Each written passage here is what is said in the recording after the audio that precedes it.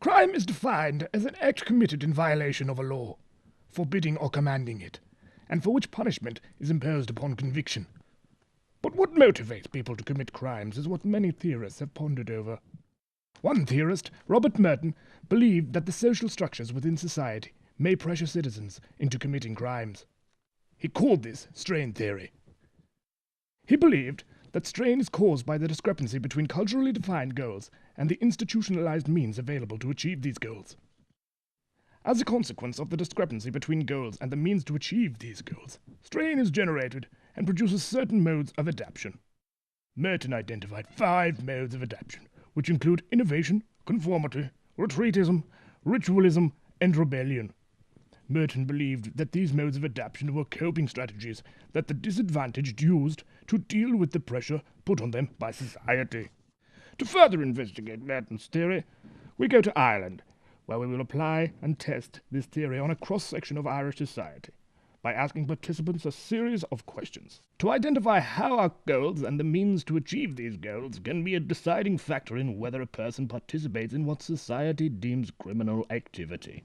We begin our journey in South County, Dublin. So, tell me a little bit about yourself, young man. Hi, I'm Fikra, and I'm 28 years old, and I work as a financial banker.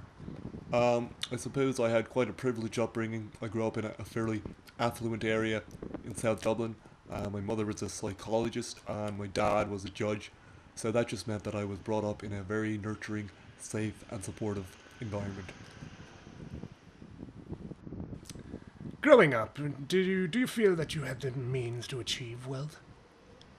I would say, yeah, that was the case because coming from a wealthy background, the resources were available for me to get the best education possible, private schools and private tutors and stuff like that. So yes, I would say the means were there. So, as you grew older, would you have found that wealth and status would have been your priorities in life?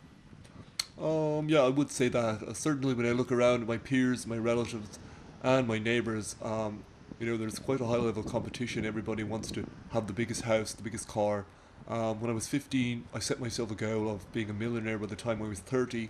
Luckily for me, I reached that goal when I was 28, which was very happy for me. A very happy moment in my life. So I would say yes, that is a major goal. Fiacre is what Merton would describe as a conformist. Conformity occurs when an individual accepts culturally defined goals, such as status and wealth, and when they also possess the socially legitimate means of achieving said goals.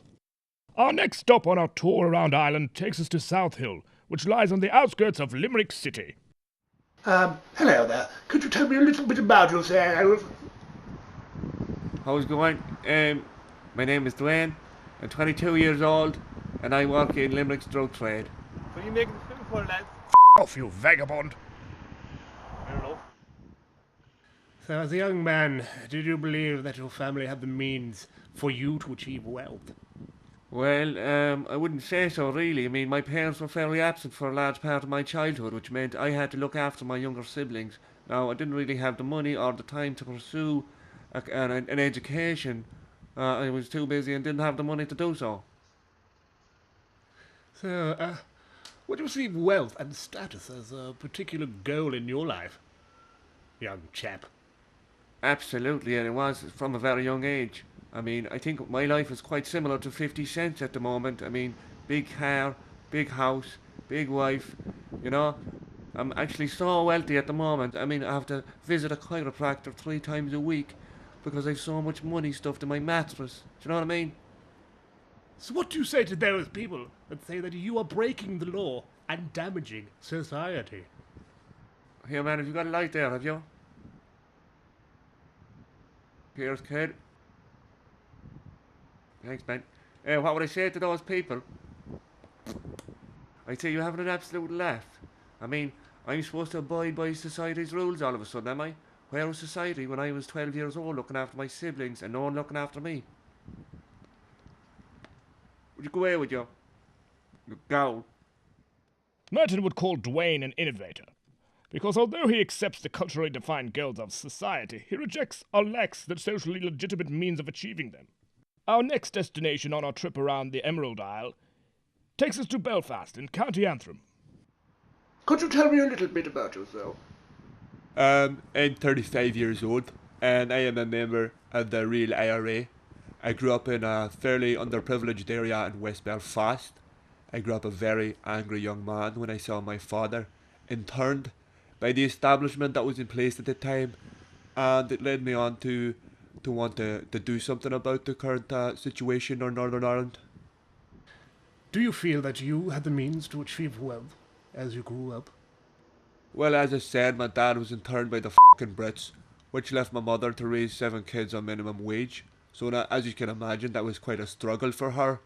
Uh, we didn't really have money for private schools or anything like that, or getting your tutors or anything like that. We were more concerned about getting food in our bellies and clothes on your back. So no, we didn't have the means. Wealth and status, are these important factors for you? Those goals are inconsequential. I, along with the Real IRA, have a goal of putting in place a united Ireland that was envisaged by the Proclamation of Ireland in 1916, and until that goal is reached, we will not fucking rest. So, what can you tell me about those people who think that you are breaking the law and damaging society? Breaking the law, to those people I'd say, would you ever stop talking shite? Those rules were put in place by a government that oppressed and neglected the Catholic community in Northern Ireland. So why should we abide by their rules when they didn't look after us?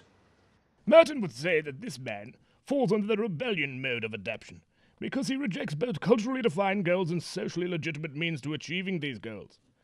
The rebel replaces society's goals with new goals and invents his own means as a way to achieve them.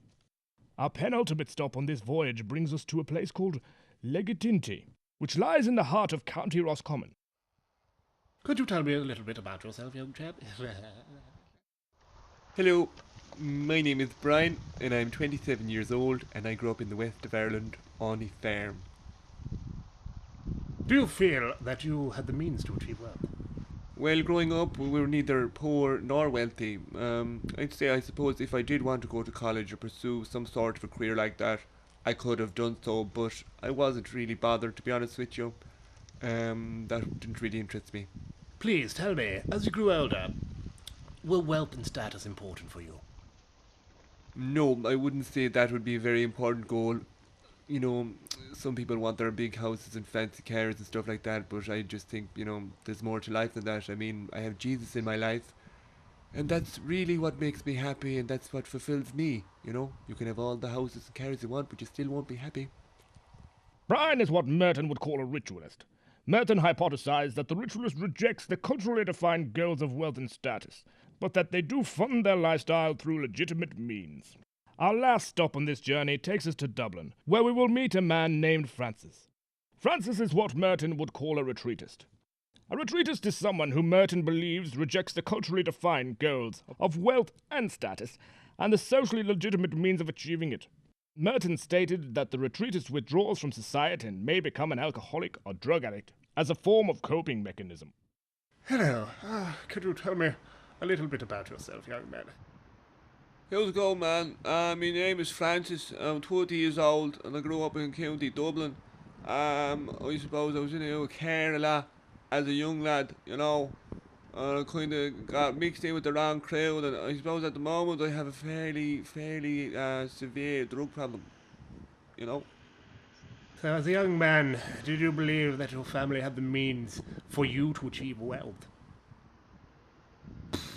Well, I don't really think so, no. Like, I came from a fairly poor background. Like, I didn't really have the money to go to fancy schools or go to college, I didn't really have the means to get an education, you know what I mean?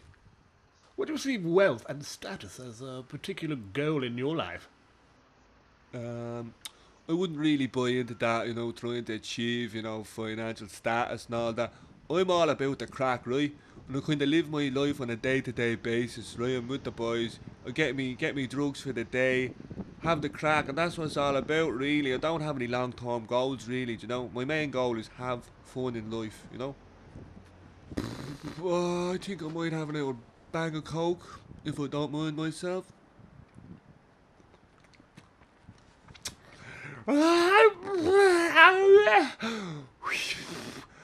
Woo!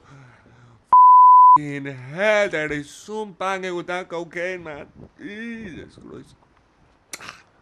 Yeah, man. Do you mind me asking me, answering me a question? Why are you asking all these questions to me? Like, what's it got to do with anything? We're investigating Robert Merton's strain theory. Robert Morton's strain theory? I'll go away with that. Should his theory fail to explain crimes of passion and violence, like my friend Damo punching a man in the face because he insulted his haircut? I'd like to see Robert Morton explain that. Our participant is correct in his argument that Merton's strain theory fails to explain why people commit crimes of violence and vandalism. Other criticisms include the lack of explanation strain theory offers to crimes like fraud, corruption, and embezzlement, which are committed by the already wealthy members of society, such as bankers and politicians. Despite its criticisms, Merton's strain theory offers insight into why some economically disadvantaged members of society participate in criminal activity.